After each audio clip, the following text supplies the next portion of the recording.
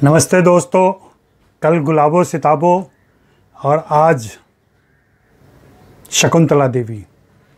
तो अब ये तय हो गया है कि हिंदी फिल्में OTT पे आनी शुरू हो जाएंगी और एक के बाद एक फिल्मों की घोषणा होती जाएगी। ये फ्लड गेट खुल गया है, जिसकी एक संभावना थी, अब वह हकीकत बन चुकी है। तो इसलिए हम तैयार रहें और इन फिल्मों का स्वागत करें और इन्हें देखने की तैयारी करें, क्योंकि अब यही होने वाला है। रही बात कि मल्टीप्लेक्स वाले क्या सोच रहे हैं, मल्टीप्लेक्स को कितना नुकसान होने जा रहा है या और क्या संभावनाएं बनती हैं, इन पर तो विचार विमर्श चलता रहेगा। कल जैसा कि आइनॉक्स का एक प्रेस रिलीज आया, आइनॉक्स ने बहुत ही नाराज़गी और नाखुशी जाहिर की। उन्होंने नाम नहीं लिया सुजीत सरकार का, लेकिन जाहिर सी बात है कि चूँकि सुजीत सरकार ही वहाँ गए हैं अपनी फ़िल्म लेकर के, तो सारा गुस्सा उनका उसी फिल्म पर था और उसी प्रोड्यूसर पर था। लेकिन उसके बहाने उन्होंने आने वाले समय के उन सारे निर्माताओं को एक चेतावनी सी दी है, एक धमकी दी है कि अगर और लोग भी गए OTT प्लेटफॉर्म पर तो ये प्रतिकार करेंगे। प्रतिकार समझते होंगे आप, बदले की भावना से काम करेंगे। कल तक जो गलबहियां दे के घूम रहे थे और ख़ुद को पार्टनर बता रहे थे, आज वे मौका मिलते ही या दूसरों की ज़रूरत को ढंग से न समझने पर गिदड़ भभकी भी दे रहे हैं। ये गिदड़ भभकी है और कुछ नहीं है। इससे कहीं कुछ बदलने वाला नहीं है। जो एक ट्रेंड आ चुका है वो और आगे बढ़ेगा, मजबूत होगा। मैं कल भी कह रहा था, आज फिर से दोहराऊंगा कि जो बिग टिकट फिल्में हैं, जो इवेंट फिल्में हैं, जो बड़े स्टार की फिल्में हैं, वो थोड़ा वेट कर सकती हैं।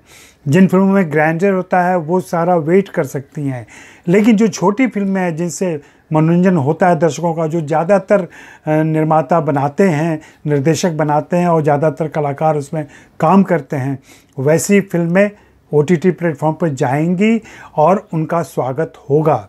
हाँ, अभी दर्शक कम हैं, लेकिन जैसे जैसे दर्शकों को मालूम होगा कि यह एक विकल्प है और बेहतर विकल्प है, कम पैसे में कह लें कि किफ़ायती विकल्प है, तो वे लोग इधर शिफ्ट करेंगे। और आने वाले समय में सभी के नेटफ्लिक्स, अमेज़ॉन से लेकर के आपको भारतीय OTT प्लेटफॉर्म जो हैं, ZEE5 हो, ऑल्ट हो या बाकी वूट हो या फिर कह लें कि हॉटस्टार हो, इस ढंग से जितने भी नाम हो सकते हैं, इसमें कौन सा भारतीय कौन सा विदेशी है आज के लिए तय करना बड़ा मुश्किल होता है, क्योंकि किसका कहाँ इन्वेस्टमेंट है, कौन कहाँ से पैसे ले रहा है, ये थोड़ा उसके तय में जाना पड़ेगा। लेकिन इतना तो तय है कि OTT प्लेटफॉर्म अब ज़्यादा मजबूती के साथ, ज़्यादा पाइंदगी के साथ हमारे बीच मौजूद होंगे, हमारे बीच एक्टिव होंगे और इनको सपोर्ट मिलना चाहिए, क्योंकि आने वाले समय को आप टाल नहीं सकते। मोबाइल आया तो लैंडलाइन गया।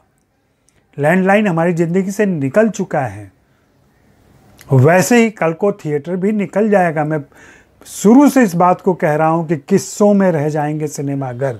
सिर्फ आप अपने घर वालों को बताएंगे, किस्से सुनाएंगे कि कभी सिनेमाघर हुआ करते थे। जी हाँ, ये सच्चाई है। और जिन लोगों को इतिहास नहीं मालूम है, उनको इतिहास पर भी जाके देखना चाहिए। मैंने कल भी जिक्र किया था, पहले भी बताया था कि द्वितीय विश्व युद्ध के पहले, आज़ादी के पहले भारत में मदान थिएटर्स, जिनका देश के 60% सिनेमा घरों पर कब्जा था, जिनके अधिकार में थे सिनेमाघर, 1942 के आसपास द्वितीय विश्व युद्ध खत्म होने के बाद जब आर्थिक मंदी आई, सारे सिनेमाघर नष्ट हो गए। आप ही बताएं, आप में से कितने लोग मदान को जानते हैं, कितने लोग मदान थिएटर्स को जानते हैं? ऐसा ही होगा। आज से 50 सालों के बाद कोई नहीं जानेगा कि PVR कोई चेन हुआ करता था, कार्निवाल कोई चेन हुआ करता था, आइनॉक्स कोई चेन हुआ करता था।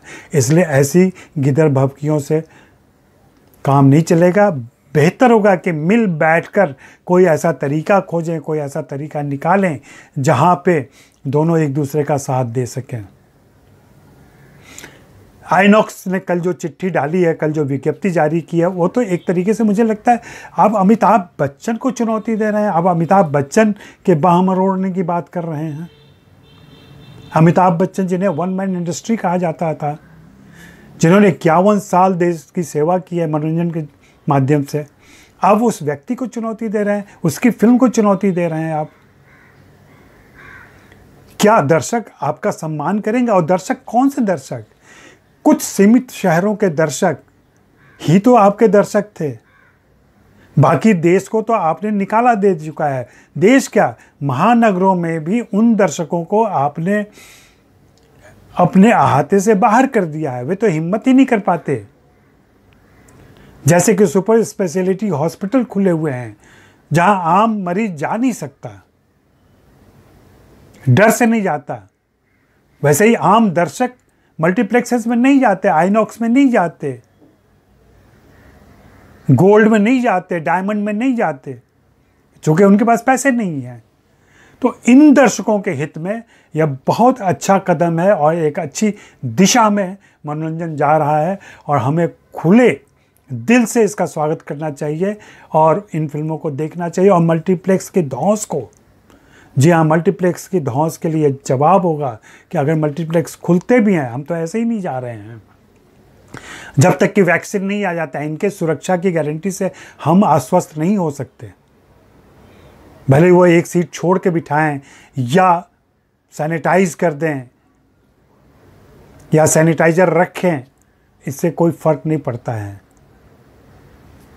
सेंट्रलाइज्ड एसी जहां है वहां, और हम लोग जानते हैं कि ये ड्रॉपलेट से फैलता है। कहीं भी एक कीटाणु, 2 कीटाणु भी आए तो एक साथ कितने लोग बीमार हो जाएंगे। ये स्थिति एयरपोर्ट पर नहीं है, ये स्थिति स्टेशन पे नहीं है। और दूसरा, मैं कह रहा हूँ, बार बार लोग उदाहरण दे रहे हैं कि क्या लोग बाजार नहीं जाएंगे, क्या लोग सब्जी खरीदने जाएंगे, लेकिन वहाँ जाकर के 10 मिनट में आप लौट आते हैं और वो आपके जीवन के लिए एसेंशियल है, उसका कोई विकल्प नहीं है। अगर सिनेमा का विकल्प बन के आ रहा है OTT, तो क्यों नहीं इसका स्वागत किया जाना चाहिए। और ये इस ढंग से बदहवास होकर के आप धौंस जमाएंगे, चेतावनी देंगे, प्रतिकार करेंगे, ये किस सभ्य समाज की भाषा है। कल तक आप जिसे पार्टनर कह रहे हैं, आज भी पार्टनर होने का दावा कर रहे हैं। पार्टनर की ज़रूरत को भी तो समझिए।